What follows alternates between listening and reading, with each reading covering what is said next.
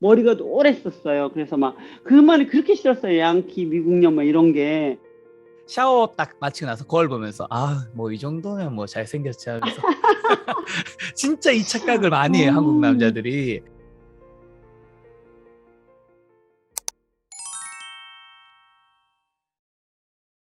첫 번째는 외모 컴플렉스가 좀 굉장히 심했어요. 동남아시아, 그다음에 이제 중동 요런 쪽에 이제 국가 이름들로 제가 항상 어릴 적에 이제 그 별명이었거든요.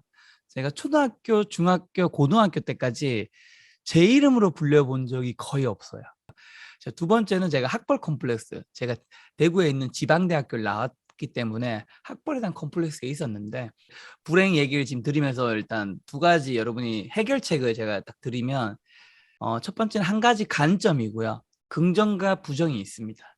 두 번째는 한 가지 판단이 할 수 있는 것과 할 수 없는 것이 있어요. 그래서 저는 여러분이 가급적 긍정을 선택하시고 할 수 있는 것을 고르시면 된다라고 말씀드리고 싶고, 그다음에 제 예시를 설명드리는 건데, 외모 컴플렉스적인 측면에서 제가 부정을 생각해서 저한테 좋은 거는 아무것도 없잖아요.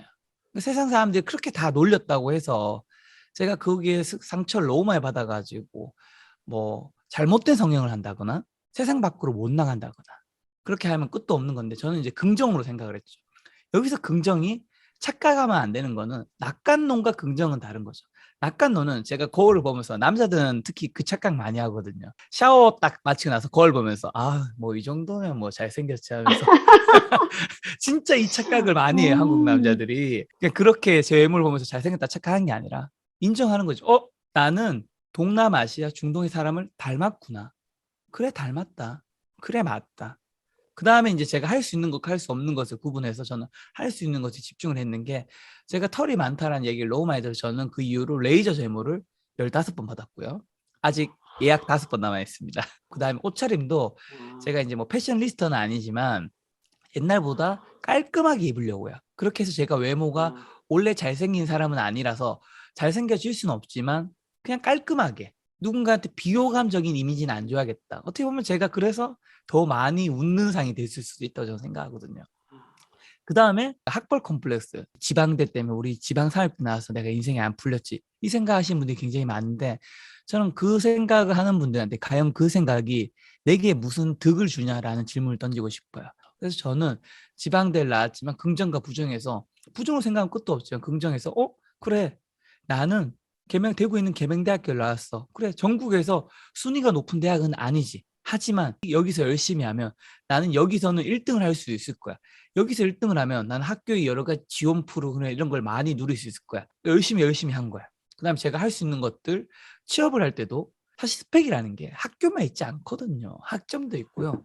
그다음에 영어 성적도 있고 자격증도 있고, 그다음에 어학연수도, 대외 활동, 공모전, 봉사활동 많아요. 그래서 저는 이제 그 외의 스펙들을 쌓는 데 집중을 했죠. 그래서 제가 자격증을 대학교 때 한 20개 정도 취득을 했고요. 그다음에 공모전 한 17개 상을 받았었고, 인턴십도 3번, 계약직도 1번을 하고, 그다음에 해외 봉사활동도 네팔, 몽골, 중국, 우즈베키스탄 여러 군데 다녀오면서 나머지 것들이 굉장히 좋았기 때문에 저는 어떻게 보면 좋은 회사에 취업을 할 수 있었다고 생각하고요. 이 것들이 가능했던 거는 긍정과 부정 중에서 긍정을 선택하고, 할 수 있는 것과 할 수 없는 것에서 할 수 있는 걸 선택하는 건데. 사실은 아까 외모 얘기하셨잖아요. 저도 어렸을 때 정말 싫었던 별명이 뭐였냐면 양키, 미국년 막 이런 거였어요. 제가 코가 어, 크고 머리가 노랬었어요. 그래서 막 그 말이 그렇게 싫었어요. 양키, 미국년 막 이런 게. 그게 그렇게 싫었었는데, 그럼에도 불구하고 나 자신을 사랑하고 빚이 10억이어서 우울증을 겪고 난 다음에 제가 저한테 켈리야, 널 사랑해. 너 참 좋아. 그리고 이제 사랑하려고 노력하고 아침마다 눈 뜨면 제가 저를 이렇게 안아주면서 켈리야, 잘했어. 너 정말 괜찮은 애야. 그리고 그럼에도 불구하고 나 자신을 사랑하는 사람들.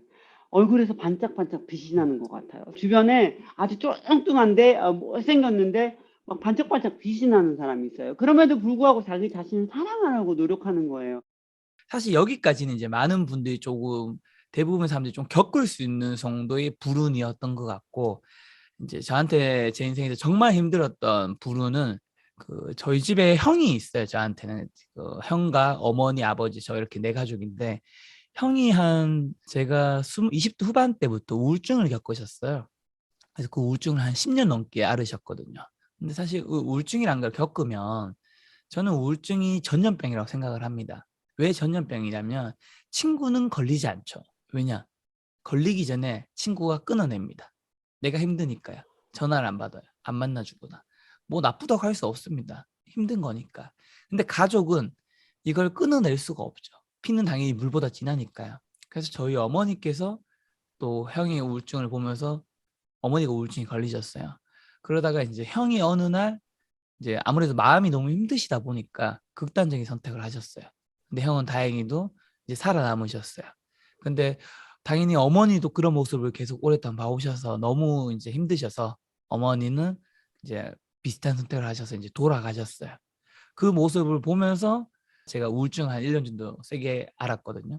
그때 이제 저는 세상이 완전 무채색이 회백색이 되면서 제가 할 수 있는 것도 아무것도 없고요. 그냥 전 방 안에 그냥 누워서 천장만 바라보고 뭐 길가를 걸어 다니면 빌딩 높은 데만 그냥 뭔가 저기서 내려가면 뭐 어떻게 될 수 있지 않을까 뭐 그런 생각들 하고 했었는데 그거를 낫게 하기 위해서 저는 정말 많은 수단을 했어요. 어떤 것들을 했냐면 정신과 가서 약도 먹어봤었고요. 그다음에 매일매일 저는 그 당시에 뭐 첫날은 1번 친구, 그 다음 날은 2번 친구, 그 다음 날 3번 친구 만나면서 제 병 얘기하고 내가 이렇게 힘들고 지금 막 이렇게 소통하는 상담하는 시간들도 가지고 그다음에 사실 대부분의 사람들은 돈이 엄청 많기 전에는 그 모든 식당에서 가성비를 생각하고 먹잖아요.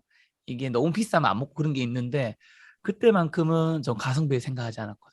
그다음에 이제 저도 타고 다니는 자동차, 전 뭔가 시공간을 바꾸는 게 되게 중요하다고 생각해서 타고 다니는 자동차도 바꾸고 이사도 가고 그러니까 뭐 제가 낫기 위해서 어떤 것들에도 뭔가 시간과 돈을 아끼지 않았죠. 이렇게 얘기한 많은 분들이 김 작가가 돈이 많았나 보다, 금수저였나 보다 라고 생각하시는데 그게 아니라 어차피 제가 죽으면 제 돈은 다 사라지잖아요.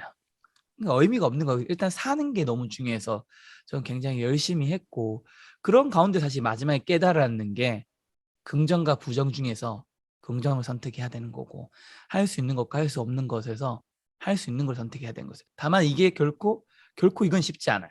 이 정도의 불행에 있을 때는 이거를 이제 찾는 게 결코 쉽지 않지만 저는 그럼에도 불구하고 여러분들이 그걸 찾았으면 좋겠고 그리고 우울증이나 마음 힘드신 분들이 요거 하나를 알면 조금 도움이 될 것 같은 게 우울증이라는 감정을 우울증이 겪고 있을 때는 익숙해지시는 게 좋습니다. 그 감정에서 못 벗어날 수 있다는 걸 인정을 하셔야 돼요. 감정이란 게 우리 눈에 보이지 않고 인생 살면서 겪어보지 않은 그 마음이 들기 때문에 막 벗어나고 싶어서 안달이거든요. 막 난리를 쳐요. 저도 그랬고 막 조급해지고 이게 뭐지? 어떡하지? 막 그러거든요. 근데 그러면 그럴수록 그 물에 빠진 사람이 허우적대면 허우적댈수록 물 밑으로 더 내려가잖아요. 그랑 비슷한 것 같아요. 오히려 막 몸에 힘을 빼야 되는데 그래서 저는 그때 생각한 게 이거 평생 내가 안고 살 수도 있다. 못 나을 수도 있다. 그래. 이거 그냥 내가 같이 가자.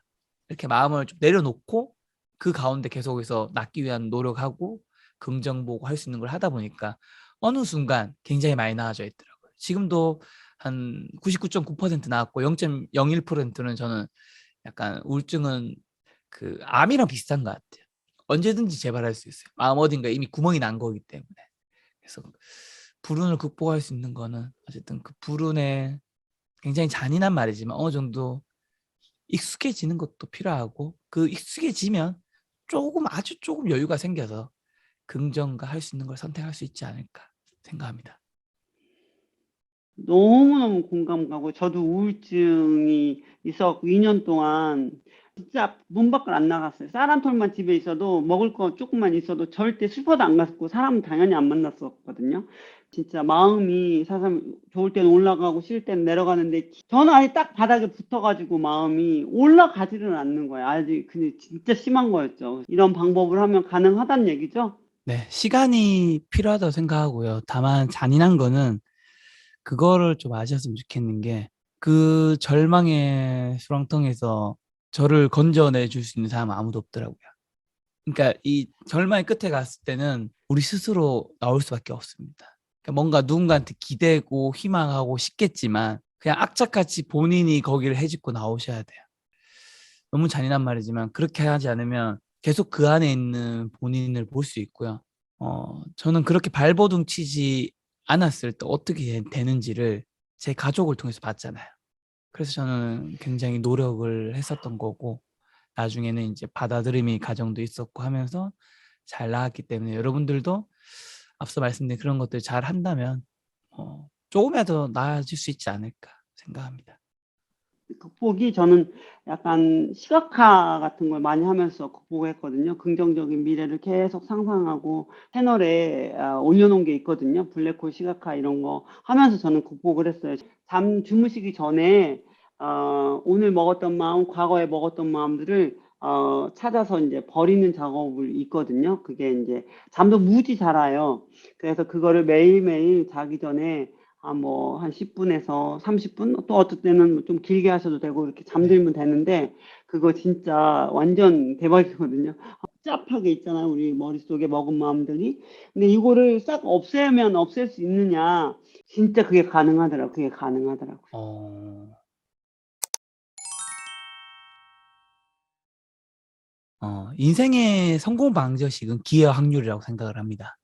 제가 나이 올해 40년이고 8권의 자기계발 경제경영의 책을 내고, 그다음에 성공한 사람을 1000명 이상 만나면서 깨달은 인생의 성공 방정식은 인생의 그 기회와 확률이라는 건데, 이 기회는 늘리는 영역인 거고요. 확률은 높이는 건데, 많은 분들 중에서 어떤 소수의 분들이 이 기회의 양을 늘리는 시도를 하시잖아요. 저는 이건 성실성의 영역이고, 그거를 열심히 한 분들한테는 우리가 박수를 쳐줄 수 있다고 생각을 해요. 열심히 하신 거니까요. 근데 이 기회를 늘릴 때 가장 많은 분들이 하는 치명적인 실수는 뭐냐면, 어쨌든 기회를 늘린다는 거는 중간중간마다 결과값이 있잖아요. 합격, 불합격, 성공, 실패. 그러면 이제 안 좋은 실패, 불합격 값이 나왔을 때는 지금 내가 시도한 그 조건 값에 어떤 문제가 있다라는 있을 확률이 너무 높잖아요. 근데 그걸 안 높이고 또 시도를 해요. 내가 예를 들면 제가 김밥을 만들었어요. 김밥을 만들어서 오늘 손님한테 팔고 있습니다. 손님들이 와서 먹었는데 반을 남기고 갔네요. 맛이 없었던 거죠. 그렇죠. 맛이 없었으니까 그 많은 사람들이 남긴 거겠죠. 근데 이걸 안 생각하고 나는 김밥을 더 많은 사람들한테 알려야겠다 생각하는 거죠. 그러면 이제 전단지를 만든다든가 뭐 어플을 통해서 홍보를 하겠죠. 그럼 더 많은 사람이 오겠죠. 내가 더 많은 기회를 늘렸으니까. 근데 문제는 김밥의 맛은 맛이 없어. 그대로란 얘기죠. 그러면 더 많은 사람이 왔을 때는 그분들도 맛없다고 느낄 거란 말이죠. 그러면 어떻게 되냐면 다음에는 내가 가게를 더 홍보하고 싶고 해도 사람들이 와주질 않죠. 처음에는 내가 거기 가서 김밥 먹었는데 고추김밥 먹었어요. 맛이 없네. 다음번에 근처에 김밥집이 없는 거예요. 그 다음에 가서 멸치김밥을 먹었습니다. 먹을 수 있죠. 근데 또 맛이 없으면 그 다음번에는 그 가게 가지 않겠죠. 그래서 저는 그 김밥집 사장님 아니면 어떤 모든 분이든 뭘 할 때는 이 기회의 값에서 늘릴 때 결과값이 안 좋다면 제발 성공 확률을 높이셨으면 좋겠어요.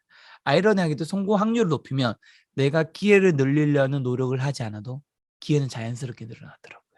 그래서 여러분 인생 성공 방정식, 기회의 양을 나는 얼마나 어떻게 높일 것인가, 늘릴 것인가, 그 다음에 그 기회의 결과값이라고 할 수 있는 것들을, 성공 확률을 내가 어떻게 높일 수 있을 것인가, 그것만 잘 한다면 우리의 대부분 문제는 잘 해결되고 더 잘 성장할 수 있다고 생각합니다.